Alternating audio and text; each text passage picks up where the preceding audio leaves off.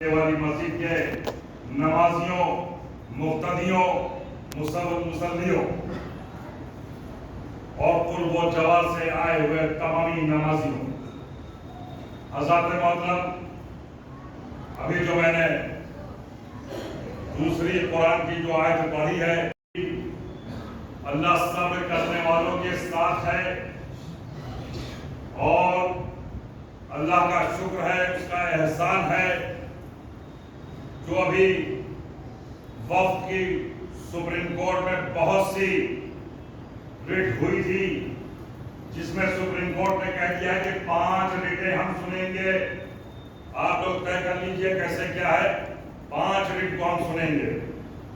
اور سب سے اچھی اور خوبی کی بات یہ ہے کہ سپریم کورٹ کو میں شکریہ ادا کرتا ہوں اس کی ذہانت کی، اس کی عقل مندی کی، اس کی صلاحیت کی کہ اس نے اس پہ سارے معاملات کو سمجھا اور دیکھا کہ پورے ہندوستان میں پروٹیسٹ ہو رہے ہیں وقت کے لیے، تو اس نے صحیح سے سنجیدگی میں لیا، صحیح سوجھ بوجھ سے اس نے یہ جو سینٹرل حکومت ہے، مرکزی حکومت ہے، اس کو نوٹس ایشو کر دیا اور کہا کہ 1 ہفتے کے اندر جواب دیجیے۔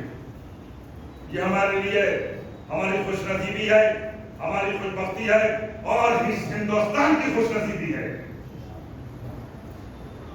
اور میں بتا دینا چاہتا ہوں کہ جب جنگ آزادی کی لڑائی لڑی جا رہی تھی تو اس میں ہمارے بھی اجداد نے خون دیا ہے، ہمارے بھی جو ہمارے لوگ ہیں انہوں نے بھی اس جنگ میں پورا حصہ لیا ہے، اور آپ کو معلوم ہے کم و بیش 1 لاکھ علماء کرام نے اپنی قربانی دے کے اس یہاں سے آزادی دلائی ہے اور ہندوستان میں انگریزوں کو یہاں سے دبا کیا ہے، بھگایا ہے۔ اور اگر یہ کہا جائے کہ میری قربانی کم ہے تو آؤ آپ طے کر لو، ڈیبیٹ کر لو، بیٹھ جاؤ، ہم بتا دیں گے کہ ہماری قربانی کم نہیں ہے۔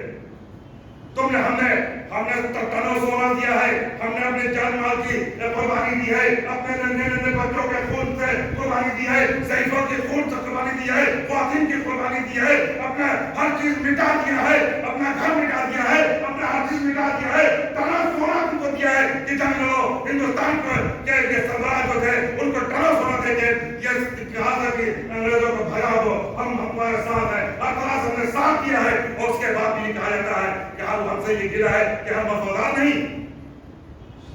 ہم تو وفادار ہیں، اس لیے ہے کہ ہم کو ہمارا اسلام کہہ رہا ہے کہ ملک کے وفادار بنو، ہمارا آقا صلی اللہ علیہ وسلم کہہ رہا ہے کہ تم ملک کے وفادار بنو، ملک کی ہر چیز کے وفادار بنو، ہر چیز میں ملک کو نقصان نہ ہونے دینا، اگر کوئی بات ہو جائے تو سینہ سپر ہو جانا، سب سے آگے کھڑے ہو جانا ملک کے لیے۔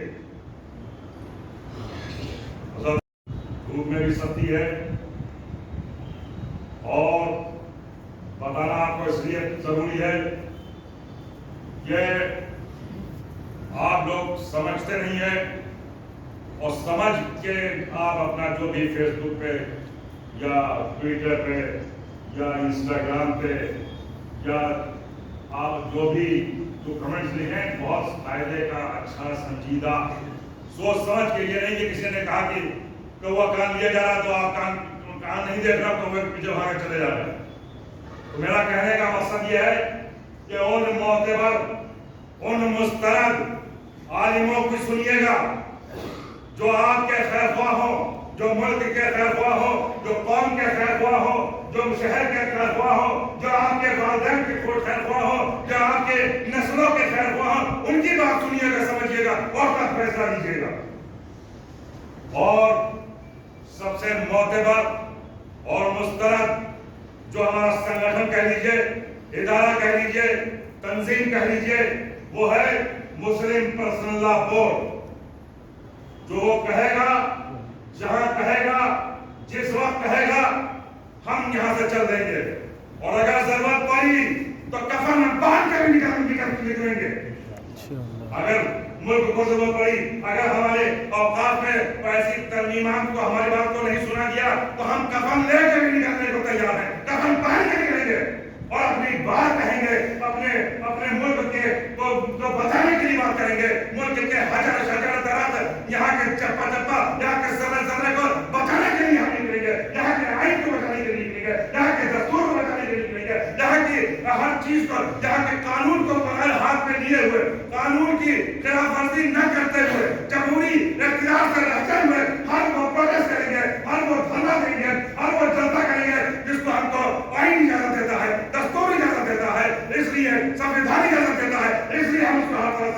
اس پہ عمل درآمد ہوں گے تو کریں گے.